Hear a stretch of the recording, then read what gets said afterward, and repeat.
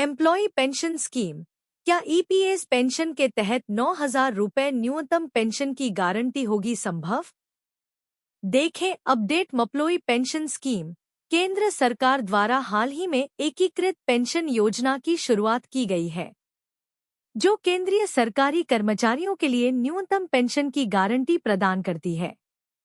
इस प्रकार की पहल से निजी क्षेत्र के कर्मचारियों में भी अपनी पेंशन सुविधाओं में सुधार की उम्मीदें जागी हैं, जो मुख्य रूप से कर्मचारी पेंशन योजना के तहत आते हैं। तो क्या ईपीएस पेंशन के तहत 9,000 रुपये न्यूनतम पेंशन की गारंटी होगी संभव? तो आइए जानते हैं इस बारे में विस्तार से जानकारी। एम्प्लॉय पेंशन स्कीम, बढ़ती हुई मांग और प्रस्ताव। हाल के घटनाक्रमों में Chennai EPF pensioners welfare association ने श्रम और रोजगार मंत्री मनसुख मंडाविया को पत्र लिखकर न्यूनतम मासिक पेंशन को महंगाई भत्ते के साथ 9,000 रुपये तक बढ़ाने की मांग की। इस पत्र के माध्यम से एसोसिएशन ने उल्लेख किया है कि लगभग 75 लाख पेंशन भोगी, जो ईपीएस के अंतर्गत आते हैं, उन्हें उपेक्षित महसूस हो रहा है। पेंशन फंड दिल्ली में हुए विरोध प्रदर्शन। जुलाई में कर्मचारी पेंशन योजना 1995 राष्ट्रीय आंदोलन समिति ने न्यूनतम मासिक पेंशन 7,500 रुपये करने की मांग को लेकर दिल्ली में प्रदर्शन किया। यह समिति लगभग 78 लाख सेवानिवृत्त पेंशन भोगियों का प्रतिनिधित्व करती है और इसकी मुख्य मांग यह है कि पेंशन भोगियों को उचित वित्तीय समर्थन प्रदान किया जाए। एम्प्लॉय पेंशन स्कीम वित्तीय प्रस्ताव। श्रम मंत्रालय ने पिछले साल ईपीएस 95 पेंशन को दोगुना करके 2,000 रुपये प्रति माह करने का प्रस्ताव वित्त मंत्रालय को भेजा था, जिसे स्वीकृति नहीं मिली। इस तरह के प्रस्तावों की अनदेखी से निजी क्षेत्र के कर्मचारियों में असंतोष की भावना बढ़ी है। ईपीएफओ में योगदान।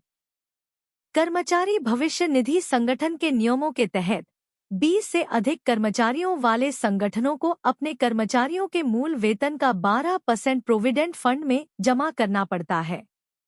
इस योगदान का 8.33% कर्मचारी पेंशन योजना में जाता है, जबकि शेष 3.67% कर्मचारी भविष्य निधि में जमा किया जाता है।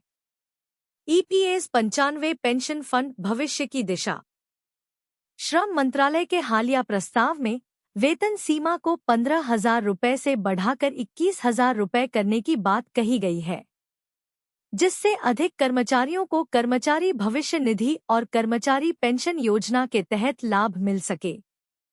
यह प्रस्ताव यदि स्वीकृत होता है तो निजी क्षेत्र के कर्मचारियों को उनके भविष्य निधि और पेंशन लाभों में महत्वपूर्ण वृद्धि प्रदान कर सकता है, जिससे उनकी वित्तीय स्थिरता सुनिश्चित हो सकती है। गुड न्यूज, अब मिल सकता है 18 महीने का दायरा। खाते में आएंगे 2.18 लाख रुपए। अब मिल सकता है 18 महीने का दायरा। देश के लाखों सरकारी कर्मचारियों को बड़ा तोहफा मिलने जा रहा है। सरकार अब कोरोना काल में फ्रीज किए गए महंगाई भत्ते डियरनेस अलाउंस का पैसा जारी कर सकती है। महामारी की आपदा में साल 2020 से 2021 तक सरकार ने 18 महीने के डीए के पैसे फ्रीज कर दिए थे। अब मिल सकता है 18 महीने का दायरा। कर्मचारी संगठनों ने कई बार इसकी मांग की, लेकिन इस बार उम्मीद है कि सरकार अपने कर्मचारियों को बकाया महंगाई भत्ता डियरनेस अलाउंस का तोहफा दे सकती है। ऐसा इसलिए क्योंकि इस बार कर्मचारी संगठनों ने वित्त मंत्री निर्मला सीतारमण के साथ पीएम मोदी को अपनी सिफारिश भेजी है। महंगाई भत्ता डियरनेस अलाउंस के 18 महीने के बकाये के लिए इस बार केंद्रीय कर्मचारियों की संयुक्त सलाहकार मशीनरी राष्ट्रीय परिषद कर्मचारी पक्ष के सचिव शिव गोपाल मिश्रा ने प्रधानमंत्री नरेंद्र मोदी को पत्र लिखकर अनुरोध किया है कि सरकारी कर्मचारियों ने कोरोना काल में अपनी जिम्मेदारी बखूबी निभाई है और अब उन्हें रोका गया डीए दिया जाना चाहिए। कितना बकाया है डियरनेस अलाउंस? सूत्रों के मुताबिक प्रधानमंत्री केंद्रीय कर्मचारियों की लंबित महंगाई भत्ता डियरनेस अलाउंस की इस मांग पर संज्ञान ले सकते हैं। हालांकि इस पर जो भी फैसला होगा वह केंद्रीय बजट 2024 के बाद होगा। आपको बता दें, लेवल 1 कर्मचारियों का द एरियर 11,880 रुपये से लेकर 37,554 रुपये तक है। वहीं अगर लेवल 13 सातवें सीपीसी बेसिक पे स्केल 1,23,100 रुपये से 2,15,900 रुपये या लेवल 14 पे स्केल के हिसाब से कैलकुलेशन किया जाए तो एक कर्मचारी को 1,44,200 रुपये से लेकर 2,18,200 रुपये तक द एरियर का भुगतान किया जाएगा। इस रकम से कर्मचारियों की आर्थिक स्थिति मजबूत होगी। बकाया डियरनेस अलाउंस के लिए वित्त मंत्री को भी भेजा गया था प्रस्ताव।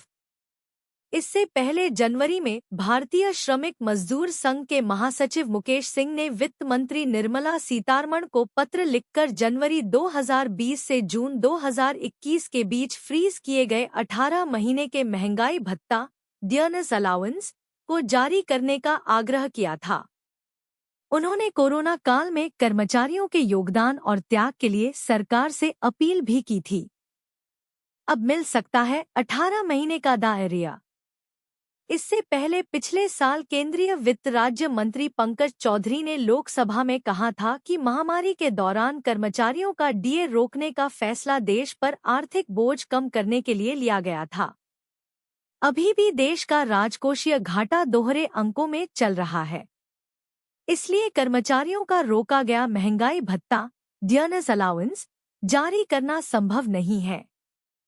कर्मचारियों को नए साल से पहले मिलेगा तोहफा, मानदेय में होगी वृद्धि, वित्त विभाग को भेजा पत्र। देखें अपडेट। कर्मचारियों को नए साल से पहले मिलेगा तोहफा, मानदेय में होगी वृद्धि, वित्त विभाग को भेजा पत्र। देखें अपडेट। उत्तर प्रदेश के शिक्षा मित्रों के लिए खुशखबरी निकाल कर आ रही है। नए साल से पहले प्रदेश के परिषदीय प्राथमिक विद्यालयों में काम कर रहे लगभग 1.5 लाख शिक्षा मित्रों का मानदेय बढ़ने वाला है। यूपी शिक्षा विभाग की ओर से वित्त विभाग को इस संबंध में पत्र भेजा गया है। कर्मचारियों को नए साल से पहले मिलेगा तोहफा, मानदेय में होगी वृद्धि, वित्त विभाग को भेजा पत्र। देखें अपडेट। संभावना है कि मुख्यमंत्री योगी आदित्यनाथ द्वारा प्रस्ताव पर मंजूरी देने के बाद आदेश जारी किए जाएंगे। जानकारी के अनुसार इलाहाबाद हाईकोर्ट में मानदेय को लेकर दाखिल अवमानना याचिका पर योगी आदित्यनाथ सरकार ने यह जानकारी दी है।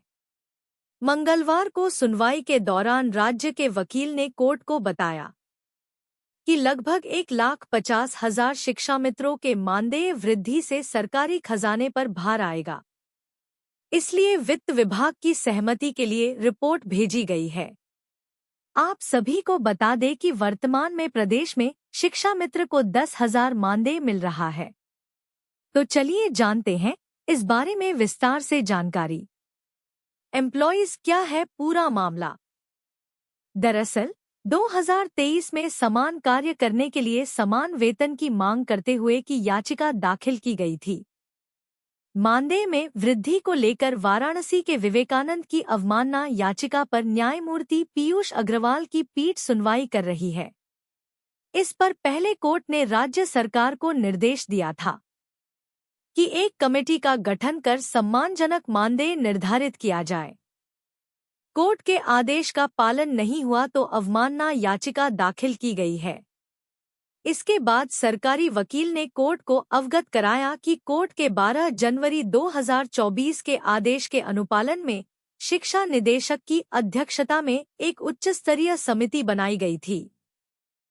समिति ने अपनी रिपोर्ट राज्य सरकार को 9 अगस्त 2024 को सौंप दी है। वित्तीय बोझ को देखते हुए वित्त विभाग को रिपोर्ट भेजी गई है। इसके बाद उम्मीद की जा रही है कि जल्द सरकार मानदेय बढ़ोतरी का फैसला ले सकती है। एम्प्लॉइज सीएम भी दे चुके हैं आश्वासन। बीते महीनों में सीएम योगी ने अपने आवास पर विधान परिषद के सदस्यों के साथ बैठक की थी। इस दौरान शिक्षा मित्रों की मानदेय बढ़ाने और मूल जनपद वापसी समेत कई मांगों पर चर्चा की गई। इस पर सीएम योगी ने शिक्षा मित्रों की मांगों को जल्द पूरा करने का भरोसा दिया था। इसके साथ ही जब अक्टूबर में विधान भवन में मंत्री संदीप सिंह के साथ शिक्षा मित्रों के संगठन ने मुलाकात की थी, तब उन्होंने मानदेय बढ़ाने का प्रस्ताव जल्द ही मुख्यमंत्री योगी आदित्यनाथ के सामने रखने का आश्वासन दिया था।